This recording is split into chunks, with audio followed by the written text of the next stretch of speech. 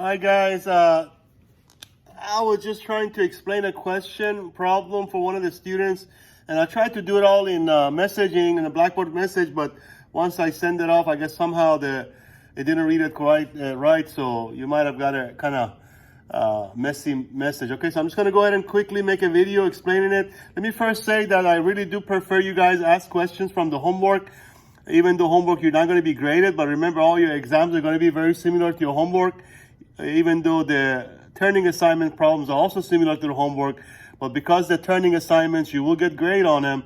I really don't like to answer those questions because you will be graded on them. But don't forget, the homework assignments, you need to do them, even though I don't grade those, but those are going to be pretty much what your testing going to look like. And also the turning assignments also similar. Okay, so please make sure, look in your homework. If you have a question about a homework, I have no problem making a video for those, but I'll go ahead and make an exception this time. I'll make a video about one of the questions. I believe I sent a video a minute ago about checking the solution to this problem, but then I checked and that student actually had a question about solving the equation itself. I didn't see that message first.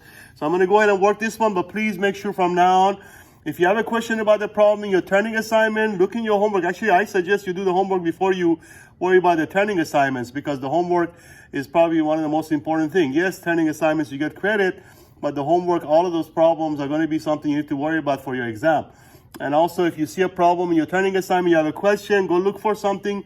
Well, you've already seen something in your homework like it, then ask me about that, then I can work it for you, okay? So you can use the same idea.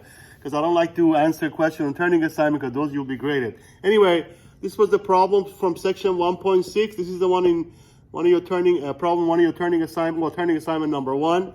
And I believe it was part B. So you can look in there. And so the question is the radical equation. Now, I already showed you how to check the solution, but this student wants to know also, I guess, that a question about that negative. So I'm just going to work this one for you. And so hopefully this will help. But again, from now on, I do prefer to answer questions from your homework, not the turning assignments, okay?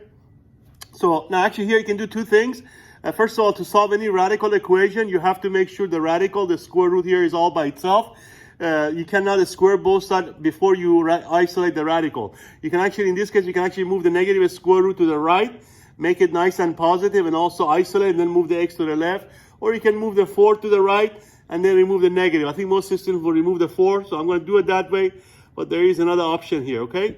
So I'm going to start with moving the 4 on that side. Don't forget to change the sign, or you can just subtract 4 from both sides.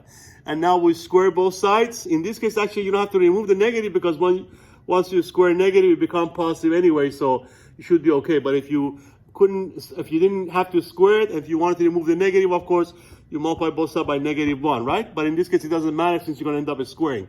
So that negative will go bye-bye. The square will cancel the square root. And now on the left-hand side, you are left with 26 minus 11x.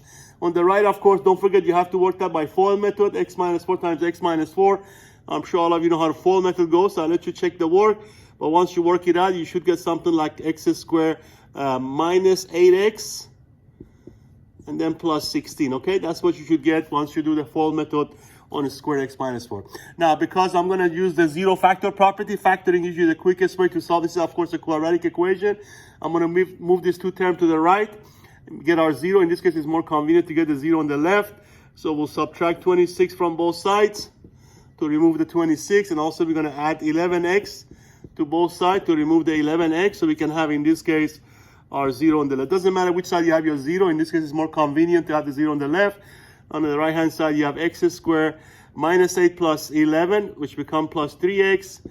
16 minus 26 become -10. Okay, so we're just going to solve that very nice and easy quadratic equation by factoring. And let me just move it upstairs.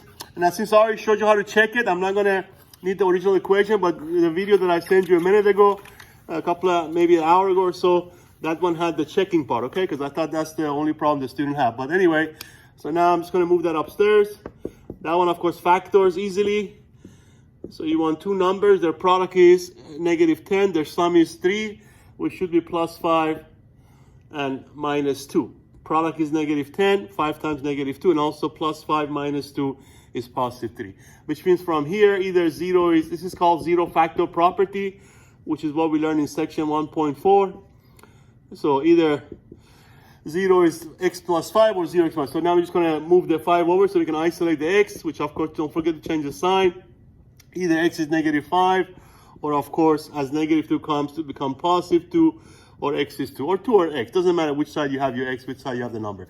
So these are the two candidates. Of course, the last video that I sent you, it showed you that both actually worked, and these you have to be checked, right? So these you have no option. You have to check them, but I did show you already how to, we did check those, and they both worked, okay? So therefore, both of them will be your solution. All right, guys, I hope that helps.